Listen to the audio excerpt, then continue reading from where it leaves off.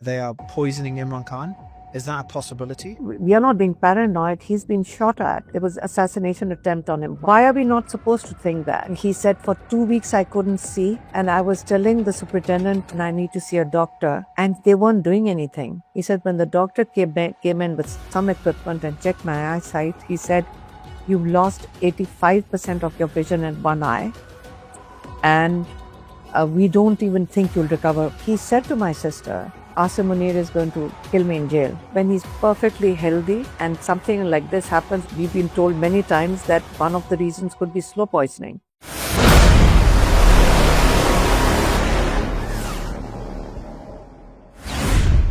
I spoke, as you know, a few weeks ago with Imran Khan's doctor for many decades, and to discuss what the eye infection with Dr. Asim, and we discussed what the eye infection could be, and it was essential retinal vein occlusion, sometimes it's called an eye stroke, and if it's not treated, it could lead to blurred vision and even in extreme cases, complete or partial vision loss.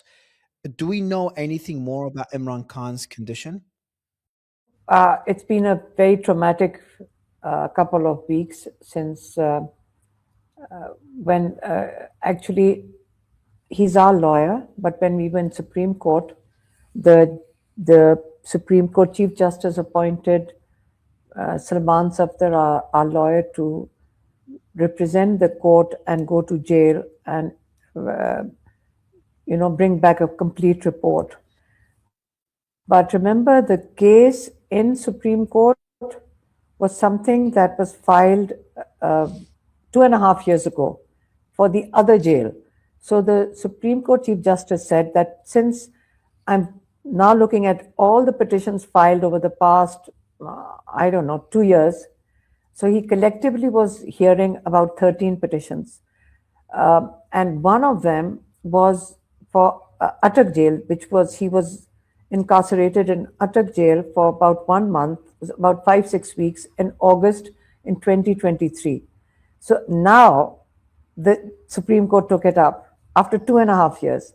So in order to close the case, the judge asked our lawyer, Salman Safdar, to actually represent the court and go to jail and bring a complete investigative report. So Salman Safdar says when he went to Adyala jail, he had the superintendent and deputy superintendent on both sides when he spoke to Imran Khan, and then he was also taken to the cell. So he gave a detailed report, and when he asked Imran Khan, sorry, Alima, when was that? How long ago? That was 10th of February. Okay. So when he presented the report, since he wasn't our lawyer at that time, Imran Khan's lawyer, so we didn't ask him anything, fearing that if he presented the report in court, maybe it's not acceptable if anything leaks out. So we also heard the details of his visit after he had presented it in the Supreme Court. And we sat in one room in the Supreme Court, and when he started telling us, I'm telling you, I think I really cried at that time. And when he said that Imran Khan was telling, he said for 2 weeks I couldn't see. 2 weeks, he said I couldn't see. And I was telling the superintendent in jail that I can't see and I need to see a doctor. And they weren't doing anything. And then he also told Salman Safdar that to go and ask Salman Raja. There's another Salman Raja who's the Secretary General of the party, but he's also a lawyer. So he said, tell Salman Raja to file a criminal negligence case against the superintendent jail, who would not show me to a doctor when I kept telling him I cannot see. There's a big difference between by saying that you have an eye infection like I do right now, and to say that I can't see. And that superintendent was removed from his position in the middle of January. But the fact remains that he's not the only one watching Imran Khan. There are maybe 20 or 30 cameras that are monitoring him. Again, Imran Khan reported that when the doctor came in, you would have lost the rest of your eyesight. They took him to the hospital. The family was not informed. The lawyers were not informed.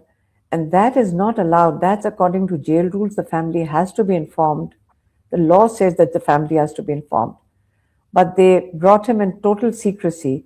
We didn't believe it had happened for days because we thought, I remember. there's so many rumors that come out, so many rumors that come out.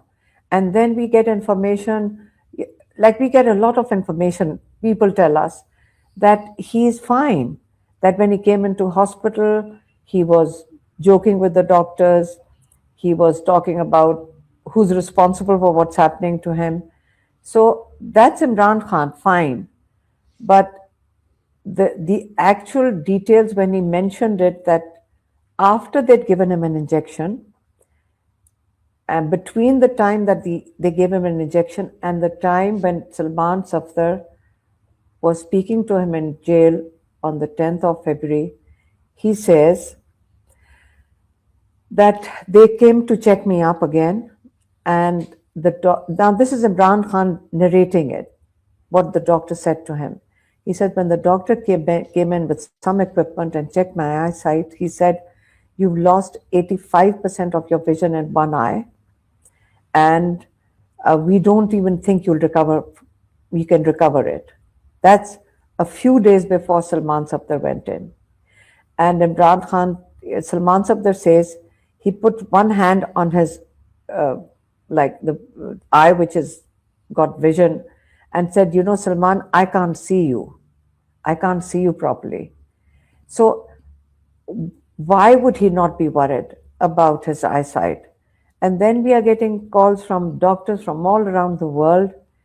People have been sending information because they said that it could be blood pressure, it could be sugar that causes such a clot. But Imran Khan doesn't have sugar, he doesn't have diabetes, he doesn't have high blood pressure. And so there is speculation and fear, considering that when my sister met him on the Tuesday, I think it was the 4th of December, that's the last time anybody's had contact with him till Salman Safdar met him on the 10th. He said to my sister, he said, Asim Munir is going to kill me in jail. And my sister said, I don't want to go and say this outside. So she actually told him, I'm not going to go out and say this. I'm not going to say this, that you're going to get killed in jail. So she didn't mention it. She didn't say it. She told us, and we didn't feel, we don't feel comfortable saying things like that. And I said, yeah, I agreed with my sister and my other sister, all of us were together. And we agreed. He says, no, don't talk about this. We don't want to say these things, that he's going to be killed in jail. So, and sure enough, when we see these things happening to him, when he's perfectly healthy, and something like this happens, and a lot of doctors have sort of sent us information, it could be, we've been told many times that one of the reasons could be slow poisoning. So all we asked for was that he should be examined in a reputable hospital by specialists, and in the presence of his personal doctor, because the personal doctor has to be present, because they are the ones who have his medical history if required. That's a given. It happens for all of us, that when we need to go to a specialist, our personal doctor is going to be the one who has our medical records. So, and in the presence of the family. Now that is, it's law. This is what the law agrees to. Law says that the family should be informed if you're doing a procedure. But the law, as we're seeing now over the last few months and years, that the law doesn't really matter when it comes to the military establishment. They're doing what they want, completely dismissing what's legal and what's not legal. But what else can we do? We can at least quote the law. At least what we're asking for is a legal requirement, or at least what we ask for. A human rights requirement. What else can we do but to ask for what is our right? We have to ask for what's legally ours. We are always asking for, we are not asking for anything unlawful or extra preferential, although he deserves extra preferential. Because all the politicians, if they're taken ill, they all are taken to hospital. All the other politicians and other people and other prisoners are taken to hospital if required, and family members are informed, except us. He's taken in Are the you? middle of the night, and now there's another injection coming up, and we are now filing a application that family and his personal doctor should be present, and even his lawyer should be present. That's the minimum demand. If they have nothing to hide, if they have absolutely nothing to hide, why would they not allow his personal doctor, his family member? And they made such a fuss about holding negotiations when people were like protesting. The Minister for Interior, Mohsen Naqvi, he did a conference call with the PTI leaders, and he said, I guarantee you, they use the word because there's one person communicating the information to me. And he said, I said, we don't trust them. And he said, no, no, no, he's guaranteed that Imran Khan will be treated in the hospital we are demanding, which is the Shifa International in Islamabad. And there will be a family member present, and there will be his personal doctor present.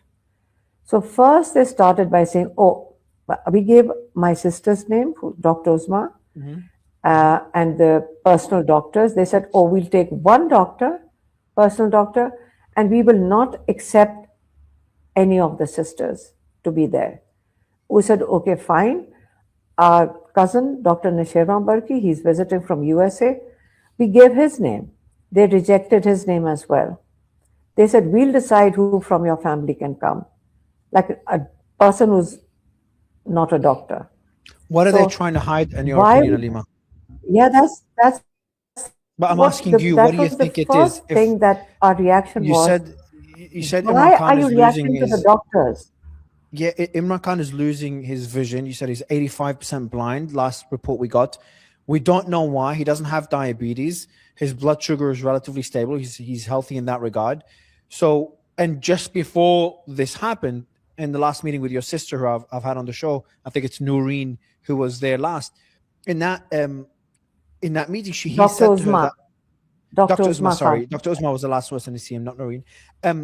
He said to Dr. Uzma that Asim Munir will kill him in jail. You decided not to share that information publicly, but then weeks afterwards, we know that he's going blind and we don't know why, what the cause, and he's not getting proper medical treatment or any independent analysis by someone that you could trust. Why do you think that is, Alima, if you want to put the practical hat on? Well, the amount, I don't know, because when the political people were talking to on a conference call with Mohsen Naqvi, who runs everything in Pakistan at the moment, that's what they say. They said he's given a guarantee. The word used was guarantee that he will be taken to Shifa International, and a family member and his personal doctor will be present. So what they're resisting is the personal doctor and the family member, especially if both are doctors, and they were rejecting it. And so when there's so much effort being put into to make sure that there's nobody, if they've got nothing to hide, why would they not allow the family member and the doctor to be present? That's a minimum requirement we have, and we don't want him checked in jail. So they quickly sent a team on Sunday. They quickly sent a team to the jail. The same doctors, including one a specialist recommended by our doctors. Now the poor man coming from a semi-government hospital, and our doctor, Dr. Asim Yusuf, said that when I was calling him for 2 days, the specialist, his phone was now turned off. He was not taking his calls. So you don't know what tremendous pressures they can put on people. So how do we trust Is anybody? it possible that they're trying to hide the fact that they are poisoning Imran Khan? Is that a possibility? Well, what are we supposed to think? I mean, we are not being paranoid. He's been shot at. There was assassination attempt on him once. There was one that he barely missed out on. There was another planned assassination attempt in a judicial complex. So why are we not supposed to think that? But if they feel that that's not true, they would allow him to have his own doctor present at that time, who will ensure that all the correct tests are conducted. That's the minimum. I mean, we are discussing something that every prisoner in jail has a right to. It's not just Imran Khan. This is the former prime minister of the everybody country. Has a right to this. The We're leader asking of the for most basic right. The most popular political party in Pakistan, leader of the country, and one of the most popular prime ministers of the country as well, who's in jail, not just any citizen, and he's not getting basic rights. I was speaking to someone from Pakistan as well, and I was telling them about I was talking to them about the strikes on the Taliban, and they made a point that, like, Mario, that's because there's a lot of pressure. There's the cricketers that signed a request for the government to release Imran Khan. And there's other international pressure. I think a lot of journalists, including, from what I understand, Julian Assange, lawyers, barristers, also signed a petition for this. And the point they're making, they're like, Mario, they will do anything to make sure Imran Khan remains in jail and there's no protests like we saw years ago. And that includes a distraction like strikes in Afghanistan, which gets everyone else distracted away from Imran Khan and rallying around the flag. Is that a possibility, or you think those strikes are completely unrelated? Because they came as a surprise for us in the international world, where out of nowhere, these strikes on the Taliban. We don't know why they are. Is it the strikes in Afghanistan? Well, some people who are analyzing the strikes was maybe because Asim Munir and Shahbaz Sharif are in USA. Maybe that's the reason they need to. That happens. But the point is that maybe they feel more confident because President Trump said that he's a great man. Yeah. I don't. My concern, Alima, we don't understand why they see. Yeah, we don't see what greatness they see in them. We've been doing these interviews for many months, and it's just sad to see what's happening. And my question to you is a bit of a tough one: is what else could you do? Your sister Noreen, who I had on the show last time, she said, remember, she was a lot more, a lot more upset in her latest tweet at the time. And she said the following. She said, this is no longer a plea. It is a final warning. It was to Asim Munir and the military complex about Imran Khan getting medical help. And she said, remember, if even the slightest harm comes to Imran Khan's eye, this oppression will not be buried in silence. Then no one else's eye will remain safe either. So that was your sister, who's very courageous as well, a few weeks ago. Yet, despite that tweet, despite the weekly sittings that are still happening outside Imran Khan's jail, we're still seeing people getting kidnapped, getting arrested. There was someone that was arrested I think it was a few days ago, a member of parliament who was sitting with you in that sit-in in front of the jail, and he was arrested and beaten just a few days ago. Another one here, we have PhD scholar. His name is Ahmad Hamza Khan. He was also abducted and beaten, or I'm not sure if he was beaten, but he was abducted. There's another doctor as well in the hospital that Imran Khan funded that was abducted. So people that are speaking out against the government are still facing lawfare or in some cases beatings. What's left to do, Alima? What else could you do? Because it's really starting to look worrying for Imran Khan's fate. Well, we'll continue to do whatever needs to be done. But keep in mind that people do speak out in Pakistan also. And Ali Zaman, who was picked up because it's when they come to Adiala, he was picked up for something he had said earlier. Which is the jail of where Adiala is, the jail where Imran Khan is. Adiyala jail is where there are thousands of people who turn up on a Tuesday. So they sort of they are hunting them down, but when they're leaving, these plainclothes come and pick them up. Basically, they are trying to create fear amongst other people that listen, this is what they wanted to be visible. It's a typical. It's like a it's like a uh, uh, dictator's most probably handbook that you, or a mafia's handbook, that you make public, you publicly harass people, and you make a show of it so that it creates fear amongst everybody else. So the fear is it, it is anger. It's today or tomorrow they all realize that it's going to erupt, and when you it's there's no credibility left from or emotional acceptance of when you attack Afghanistan. So people already, social media, Mario, social media, every news is now on the news. It's out in the public in a minute. Yeah. On television, to a point that some of the newsmen were saying that this chief minister in Punjab just bought a plane.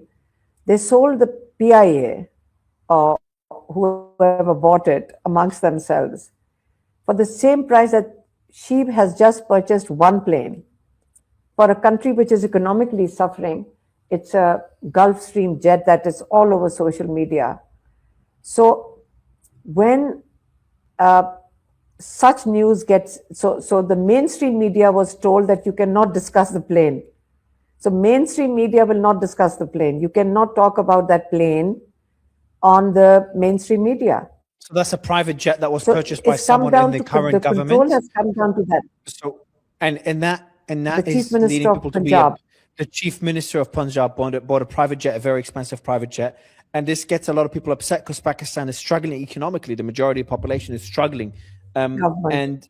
and the what's happening is that the government, just like they did to Imran Khan, they're like, you're not allowed to talk to Imran Khan. You're still not allowed to say his name. You're not allowed to talk about PTI.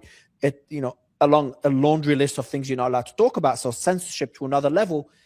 Even the minister in Punjab or the mayor in Punjab, even, or you said the chief justice or justice minister in Punjab, even him buying a private Chief jet, the minister. news out, the chief minister buying a private jet, even that is not allowed to be talked in the mainstream media. But social media is allowing this news to spread really quickly, and you're saying people are fed up.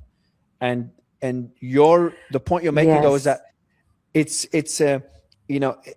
it's just waiting for that spark for people to say, look, this is enough, and that might lead to enough pressure for hopefully your brother finally getting the justice he deserves. Actually, the reason Imran Khan is in jail is because he is the voice of the people. It's not Imran Khan they're after. Their problem is the people that he has encouraged to stand up for themselves. It's how his dream of building a nation, it's in the process. This is him sitting in jail is for the people. Everybody knows that because he's been offered to make a deals. What sort of deals will they be offering? Keep quiet. If you keep quiet, step aside, don't be in politics. We've heard these sound bites for the past 2.5 years. Let the party be run by somebody else. So the people are saying, no, we want him.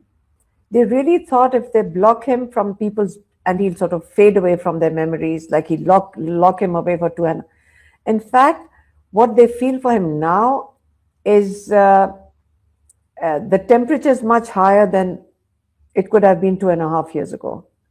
It's incredible. People, when they cry, when they meet us, they are crying. They pray for him, but it's also anger. Remember, there's a younger generation, and there are multiple things that are developing within the country. So we will fight for his health. We will continue to pursue every forum, the courts. That's not going to stop. But what's going to happen in Pakistan is going to happen. It's only a matter of time. It could be, I don't know, a year, few months, but it's going to happen. And if you bomb Afghanistan, there's going to be retaliation, right? You just bombed Afghanistan. So that's going to lead to them. They don't have the sophisticated equipment available to Pakistan. So most probably KP is bracing. The Imran Khan's government, the province which has Imran Khan's government, I was reading today that they're bracing for attacks from Afghanistan now, because it's his province that borders Afghanistan. And there've been even bombings on our own people. So it's not heading towards, people are not expecting good things in the near future. Alima, it's always a pleasure to speak to you. Thank you for continuing this fight, and I hope the world keeps watching and does not forget about Imran Khan, despite the distractions that we're facing, from the Iran potential war to the Epstein files. So I hope people continue, and I hope Asim Munir and his administration, have a change of heart. Well, I'm supposed to get convicted in the next few. Yeah, but I'm also supposed to be convicted in the next few days. So I hope you continue. No, that is happening. Everybody's expecting it. It's just that the case is, I'm under trial for bringing Imran Khan's message on the 22nd of November. That's the case. What are the charges? I gave it to. Does that include prison time? Most probably 5 years. So I'm not going to hiding. So that means that they'll have to arrest me. But the charge is that I brought Imran Khan's message to the media. But Imran Khan had given the message for a peaceful protest for the rule of law to the media inside the jail trial. He'd already given the message. But then he gives us the message and we brought it out to the media. And that's the charge, for bringing out the message as a result, which they say resulted in I don't know what consequences. But when do you think, when is the ruling? Hold on, Anima. When is the ruling happening? Our lawyer was saying it's only 3 witnesses left. So sometimes they sort of they don't allow it to. They'll decide. They can do it this month if we can avoid it and drag the case. Our lawyers will be trying to drag it a little more, a couple of more days, but most probably within this month or maybe beginning of March. Do you think they are already announcing the sentences by that tout? The government's tout anchors are already announcing it. And I did ask the judge. I said, I told the judge, I said, in earlier times, if a sub judice case which is under trial, you cannot discuss publicly. And these are these anchors discussing it publicly and saying that she's going to be convicted for 5 years, 5 to 6 years. And it's going to happen within the next 10 days. I said, aren't you supposed to issue a contempt of court notice on this man and haul him into court? It can't happen anymore. The judge said, no, I can't. So it's really, the judges are most probably handed over pre-written orders, and when they're handed over the orders, they will read out the sentence. You think they'll actually jail you? Like if yes, would yes. You say aren't you scared? No. If our brother can spend 2.5, nearly 3 years in jail, 2.5 years, more than 2.5 years, and he's doing it for a cause. So if he can do it, so I think it's better to be on the right side of history at a time like this. We'll support him. It's okay. Well, I'll be the first person to be my speaking other to your two sisters. Are here. So I told I'll be speaking to them immediately if that happens. The world needs to know if that happens. But I said my other 2 sisters are still standing, and then we've got backup family. Any of them are go to jail, then we've got more backup family ready for this. It's okay. Did you speak to Shersha and your other son about this? Yeah, they are expecting it. I mean, it's already expected. Yeah, it's people know that it's going to happen, and that they're announcing it on television. The political the opposition party saying, "Oh, she's going to go to jail very soon." Then the If they made anchors you, announce, "Oh." if Alima, if they made you an offer, I know it's a tricky question to ask in a live interview, but if they made you an offer to stop speaking about this and avoid a jail sentence, would you accept the offer? I think they still want me in jail. But I did make an offer, by the way. I made an offer, public offer, to Asim Munir, and I said, I promise only myself, I'm only can commit for myself. I said, I make a commitment that I will not take Imran Khan's name. No, sorry, I will not take Asim Asim Munir. Munir's name. I will not take your name if he can please be taken to hospital where his full examination can be conducted and he can be treated. You mean when you say I, take I Asim Munir's name, you mean you won't mention his name anymore? You would not criticize him directly.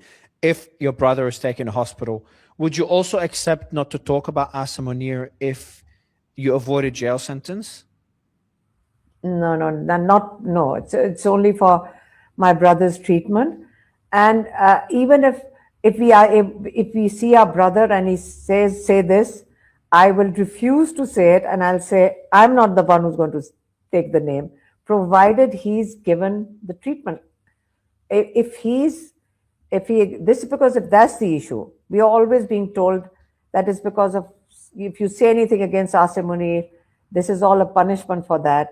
We are saying I will not take his name. I'm making my own commitment, provided he's given treatment in hospital, which is his legal right. If he's given treatment, examined, uh, he's tested, all his tests are conducted in a proper hospital, in the presence of his personal doctor and the presence of a family member. That's a single, only demand right now. We just want his eye to be saved and his other eye to be saved as well. That's it. That's all we want. Well, you should also want you not going to jail, Alima. It's we've spoken so many times. It's going to be a tough one for me. Uh, Well, you have my, my my word. my other sisters are going to be no. We I'll be like speaking to them. it's like we have. It's okay. The point is, there's nothing. I'm not going to hide because they most probably expect that a lot of people have gone into hiding. So what they say, go into hiding, don't speak up, and we won't arrest you. So they're handing out 10-year, 15-year, 20-year sentences to people randomly. I mean, if you speak up, then if you're too vocal, then you get convicted. But it's not sustainable, Mario. It's not going to. The good part of this, all this, is the evolutionary process that Pakistan is going through as a country. These are not bad things. You have to go through tough times before you can come out at the other end. It's a challenge to the people of Pakistan. It's not Imran Khan's challenge. His sitting in jail has put the whole country, the whole nation into uh, bind, let's put it that way. It's up to them now if they would like to stand up for their own rights, because Imran Khan is standing up for his people.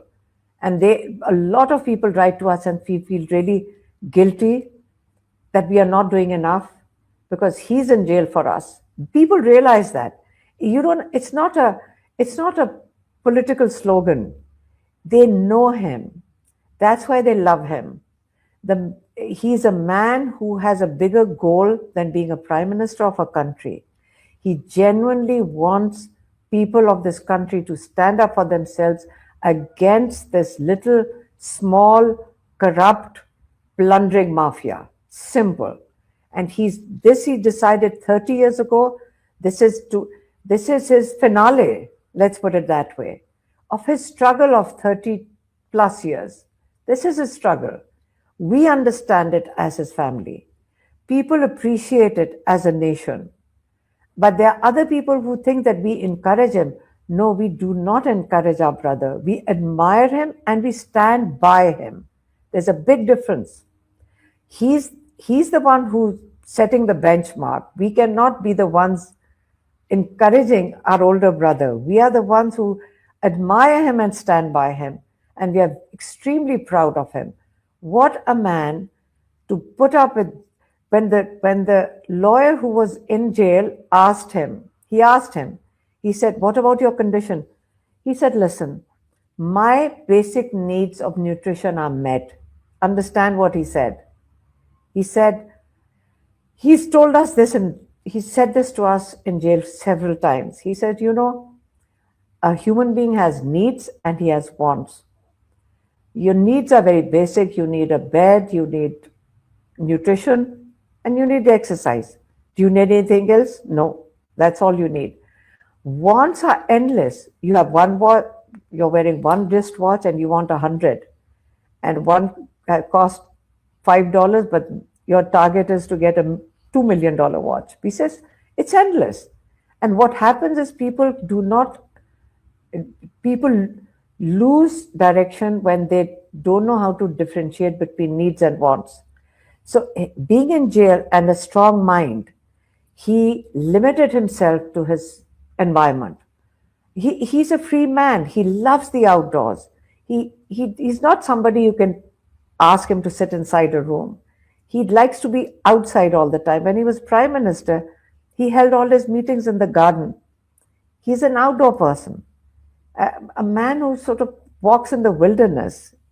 He's not an indoor person. He's not a person who has needs. He just wants to be out in nature.